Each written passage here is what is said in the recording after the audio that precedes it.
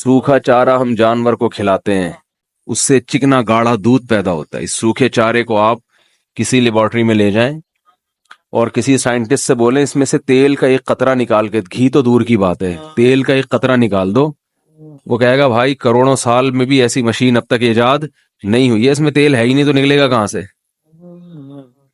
यही वजह है कि कोलेस्ट्रॉल के मरीजों को घास खाने का मशवरा दिया जाता है, यानी घास से मिलती जुलती सब्जियां, कि उसमें तेल नहीं है। इससे तेल निकालने की कोशिश करोगे तो अपना तेल निकल जाएगा, इससे तेल नहीं निकलेगा। अब अल्लाह ताला अगर भैंस को बादाम खिलाते कि भाई इससे तुमने दूध निकालना है चिकनाई वाला, तो चिकनी चीजें खिलाओ, तो चिकनी चीजें तो क्या है, बादाम है, पिस्ता है, अखरोट है, ये खाएंगे तो इससे भी तेल निकलेगा। फिर तो हम कहते हैं अल्लाह फिर ये डायरेक्ट हम बादाम खुद ना खा लें, हमें दूध पीने की जरूरत क्या, इतने महंगा पड़ेगा दूध, वो बादाम ही खा लें हम। तो भैंस को इतना प्रोटोकॉल हम क्यों दें? क्या ख्याल है भाई? तो अल्लाह ने फरमाया कि इन गायों को, इन भैंसों से दूध जैसी कीमती चीज तुम्हें मिलेगी। इतनी कीमती चीज है ना दूध, इतनी जबरदस्त चीज है, लोग दूध की कदर नहीं करते हकीकत में। अब बात चल पड़ी है तो बता दूं, दो तरह से दूध की, तीन तरह से दूध की नाकदरी हो रही है हमारे मुआशरे में, तीन तरह से। पहली नाकदरी, दूध को बॉयल किया जाता है, ताजा दूध नहीं पिया जाता, ये नाकदरी है।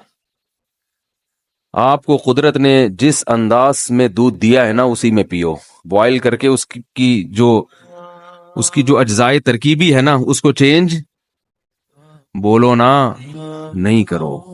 हमारे नबी ने, मेरे इल्म में कोई ऐसी हदीस नहीं है जिंदगी में कभी दूध उबाल के पिया हो। डॉक्टर को इतराज होगा, यहाँ कुछ डॉक्टर भी बैठे हुए होंगे, कैसे मशवरे दे रहा है, जरासीम पिला रहा है हमको।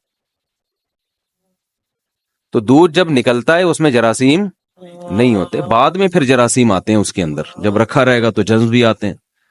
तो निकालो पी जाओ।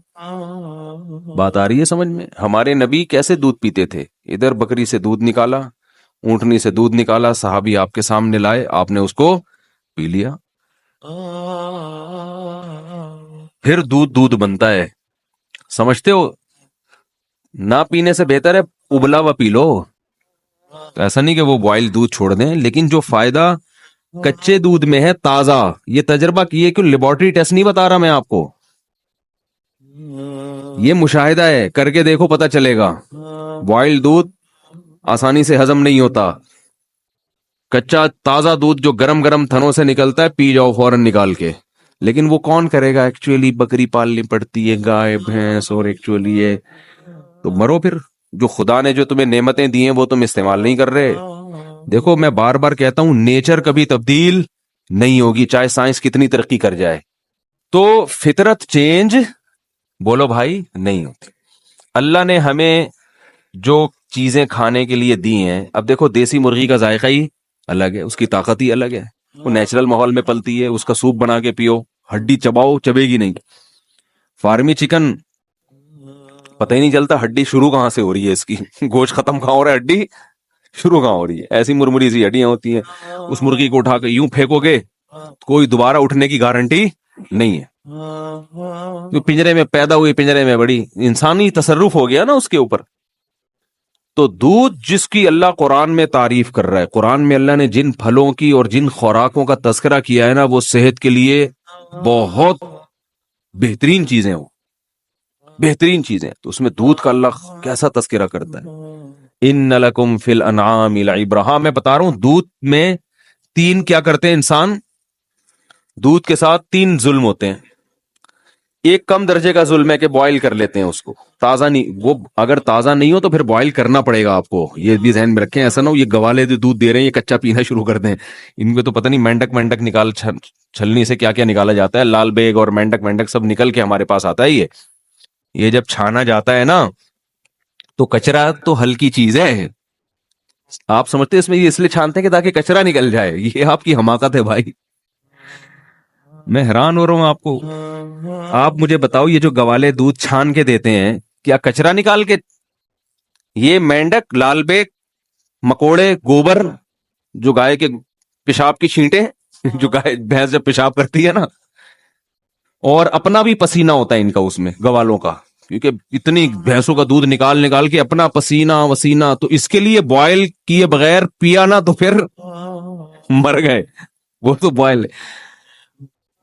تو پہلا دودھ کے ساتھ انصاف یہ ہے کہ وہ کیسے پیا جائے, تازہ.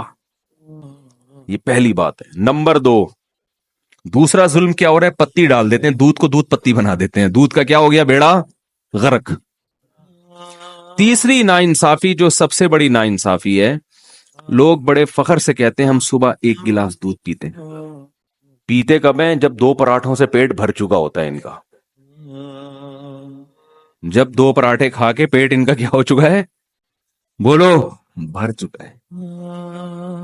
تو اتنا پھوڑنے کے پہ دودھ کا اثر نہیں ہوتا, وہ تھوڑا بہت فائدہ ہوگا, وہ تو تباہی ہے. ہم نبی کی سیرت میں دیکھتے ہیں کہ آپ صلی اللہ علیہ وسلم دودھ کیسے پیتے تھے. کیا پورا کھانا کھانے کے بعد پھر آخر میں 1 گلاس دودھ کا یا دودھ پیتے تھے؟ ایسا نہیں ہے. ہمیں نبی کی سیرت میں یہ ملتا ہے کہ جب شدید بھوک لگتی تھی نا, تو بعض دفعہ پیٹ بھرنے کے لیے دودھ پیا جاتا تھا. کیونکہ جب بھوک لگتی ہے نا ٹائٹ, تو میدا آپ کا ہر چیز کو بدن کا جز بنانے کے لیے تیار ہوتا ہے. ایسی کنڈیشن میں جب دودھ آنتوں میں جاتا ہے تو میدا اسے بھرپور طریقے سے جذب کر کے ہڈیوں میں پہنچاتا ہے. آنکھوں کی بینائی تیز ہوگی, بال گرو کریں گے. تو دودھ بذات خود ایک خوراک ہے. رات کو دودھ اس وقت پیو جب کھانا نہ کھاؤ رات کو, پھر 1 گلاس دودھ پی کے سو جاؤ, یا صبح بہت ہلکا ناشتہ کر کے پھر 1 گلاس دودھ پیو. اور بھوک کے وقت آپ دودھ پیو گے نا تازہ, ایسا ہضم ہوگا کہ بہترین آپ کو صحت بھی بنے گی, بہت طاقت بھی آئے گی جسم میں, آپ کی اسکن اچھی ہونا شروع ہو جائے گی, آپ کے بال گرو کرنا شروع کریں گے, ہڈیاں مضبوط ہونا. بہت ایسی چیز ہے, میڈیکل سائنس اور حکیم بھی بتاتے ہیں, ڈاکٹر بھی, کہ اس سے بہتر اللہ نے غذا پیدا نہیں کی ہے. اس میں سب کچھ ہے. اس کی سب سے بڑی دلیل یہ ہے کہ 6 مہینے بچہ صرف دودھ پیتا ہے اور ساری چیزیں گرو کرتی ہیں, اس کی ہر چیز پرفیکٹ ہوتی ہے اس کی. اس کا مطلب سب کچھ اللہ نے کس میں رکھ دیا, دودھ میں رکھ دیا. ہاں, اس کے بعد اس کو اناج بھی چاہیے, تو سارا دن دودھ نہیں ہے, لیکن اس طرح سے تو دودھ پیے گے. اور میں جانتا ہوں ایسے لوگوں کو جن کی 99 سال عمر ہوئی, وہ 3-3 4-4 کلو دودھ پیتے تھے. لیکن وہ ایسے پیتے تھے کہ عادت ڈالی, آہستہ آہستہ آہستہ آہستہ عادت ڈالی. پھر واکنگ بھی کر رہے ہیں, جاگنگ بھی کر رہے ہیں, جو بھی ان کی ایکٹیویٹی ہے, محنت مزدوری, تو آہستہ آہستہ جب عادت پڑتی ہے تو 4-4 کلو 3-3 4-4 کلو بھی. وہ تھے بڑے لہیم شہیم, آپ نہیں 3 کلو کہیں پی لیں تو اتنی جگہ ہی نہیں ہے, جائے گا کہاں وہ. تو ہمارے نبی صلی اللہ علیہ وسلم کیسے پیتے تھے, جیسے مثال ملتی ہے نا کہ آپ صلی اللہ علیہ وسلم بھوک سے بےتاب تھے, تو دودھ کا ایک پیالہ آیا. حضرت ابو ہریرہ رضی اللہ تعالیٰ عنہ فرماتے ہیں کہ سب صحابہ بھوکے تھے, سب کو بھوک لگ رہی تھی. تو حضرت ابو ہریرہ فرماتے ہیں کہ مجھے یہ نبی نے مجھے حکم دیا کہ سب کو پلاؤ. تو فرماتے ہیں ایک پیالہ دیکھ کے مجھے خیال ہوا کہ میری باری میں تو 2 گھونٹ بھی نہیں آئیں گے, اور سب شدید بھوک کی حالت میں ہے.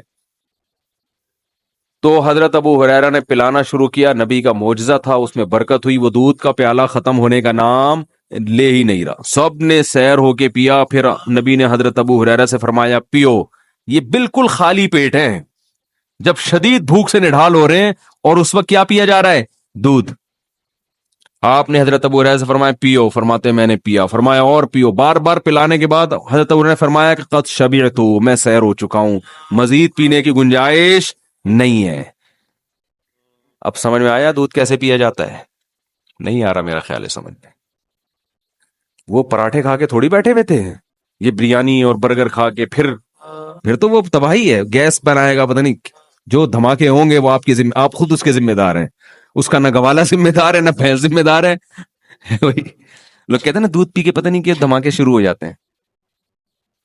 تو تبھی صحابہ کرام کی صحتیں تھیں. ان کی تو اتنی خوراکیں نہیں تھی. آج پروٹین کے لیے کیا پھر ملٹی وٹامن کیپسول بھی لیے جا رہے ہیں, ٹیبلٹ بھی لی جا رہی ہیں, سیرپ بھی پیے جا رہے ہیں. وہ تو کچھ بھی نہیں پیتے تھے. اتنے صحت مند, اتنی زبردست ان کی جو ہے وہ ایکٹیویٹیز ہوتی تھی, اور ایسا ان کی جان ہوتی تھی. کیا ایک کھجور کھا رہے ہیں, دودھ پی رہے ہیں, اور جو اور تو کچھ چوتھی چیز کبھی انار کھا لیا وہ بھی غریبوں کو میسر نہیں تھا, کبھی انگور کھا لیا وہ بھی امیر لوگ نہیں کھاتے تھے. 3 چیزیں, کھجور, اناج میں جو, یہ جو جو کی روٹی ہے نا, یہ اناج میں یہ کھا رہے ہیں. کاربوہائیڈریٹ کی جو کمی ہے نا, کارب کی, وہ کھجور سے اور کس سے ہو رہی ہے, جو سے ہو رہی ہے. باقی سارے پروٹین ان کو کہاں سے مل رہے ہیں, دودھ سے مل رہے ہیں. اور تھوڑی بہت جو گندم میں اور کھجور میں رکھا ہوا ہے اللہ تعالیٰ نے, منرلز جو مل رہے ہیں ان کو وہ سارے کھجور سے مل رہے ہیں. آئرن وائرن, یہ اس ٹائپ کی جتنی چیزیں ہیں نا, تو بس یہ 3 چیزیں کھا رہے ہیں فٹ فاٹ. لیکن جب اچھا, ہمیں سیرت میں یہ بھی ملتا ہے صحابہ کی, کبھی انہوں نے دودھ بطور کھانے کے کھایا ہے, دودھ میں کچھ ملایا نہیں ہے, کچھ بھی نہیں ملایا, خالی دودھ. حتیٰ کہ ایک روایت میں آتا ہے کہ نبی کو دودھ میں شہد ملا کے پیش کیا گیا, آپ نے منع کر دیا. منع کرنے کی وجہ یہ تھی کہ مجھے دنیا سے رغبت نہیں ہے, یہ تو بہت ہی خوبصورت مشروب ہو گیا نا, تو دنیا سے بے رغبتی کی وجہ سے کہ 2 چیزیں ملا کے نہیں پیوں گا میں. جائز ہے دودھ میں شہد ملا کے, فائدہ مند بھی ہے, لیکن ہمارے نبی نے بہرحال ایک روایت کے مطابق نہیں پیا کہ خالی دودھ یا صرف شہد, دونوں کو کا کمبینیشن نہیں. تو ہم دیکھتے ہیں صحابہ کی سیرت میں بھوک لگ رہی ہے تو مکمل دودھ سے پیٹ بھرا ہے بس, اور کچھ بولو نہیں. آج کوئی ایسا کرتا ہے؟ بولتے کیوں نہیں کرتا بھائی, یہ کیسے ہو سکتا ہے خالی دودھ سے پیٹ بھر لیں. تو آپ دودھ اگر چاہتے ہو نا فائدہ اٹھاؤ تو تازہ دودھ پیو, لیکن اس ٹینشن میں لوگ پڑتے اس لیے نہیں ہے کہ اس کے لیے بھینس پالنی پڑتی ہے, یا بکری پالنی پڑتی ہے, یا اونٹنی پالنی پڑتی ہے, یا گائے پالنی پڑتی ہے. تو پال لو, کیا جا رہا ہے بھائی, صحت سے بڑھ کر کوئی چیز ہے؟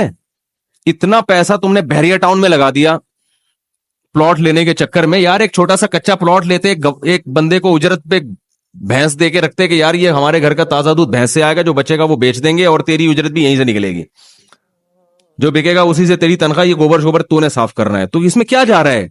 لیکن اصل بات یہ کہ صحت کی فکر نہیں ہے, دل اٹکا ہوا ہے اس سریے میں جو آپ کے مکان میں ڈالا جائے گا. جو ہڈیوں میں سریا ڈالنا, جو دودھ جو ہے نا آپ کی ہڈیوں میں سریا پیدا کرتا ہے, وہ بالکل غافل ہو گئے ہیں اس سے. وہ سمجھ رہے ہم جیسے ہیں قیامت تک ایسے ہی رہیں گے. وہ جب بحریہ ٹاؤن میں آپ کا گھر تیار ہوگا نا, آپ کی ہڈیوں میں ٹک ٹک کی آوازیں آ رہی ہوں گی اس وقت. ایک صاحب میرے پاس آئے, کہہ رہے یار میں تو اچھا بھلا تھا, میں پتہ نہیں اب سردے سے اٹھتا ہوں تو 2-3 ٹک کی آوازیں آتی ہیں.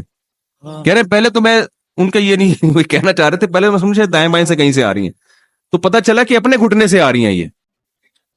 تو میں نے کہا بس اب ایک گھٹنے سے آئی ہیں, اب اس کو صحیح کرنے میں لگو گے تو تھوڑے دنوں میں دوسرے گھٹنے سے بھی ٹک کی آواز آنا شروع, اور پھر کمر سے بھی ٹکا ٹک کی آوازیں آنا شروع ہو جائیں گی. پھر میں نے کہا چیئر لا کے بیٹھ جاؤ گے تھوڑے دنوں میں یہاں پہ. تو وہی ہے, صحتوں کی ایسی کی تیسی کر کے چھوڑی ہوئی ہے, پھوڑتے جا رہے ہیں. خیر میں تو جلدی سے وہ موضوع کو سمیٹوں, کہاں چلے گئے ہم, لیکن موضوع بنا کے یہ باتیں ہوتی نہیں ہے, گریوی میں آ جائیں تو اچھی ہوتی ہیں. خیر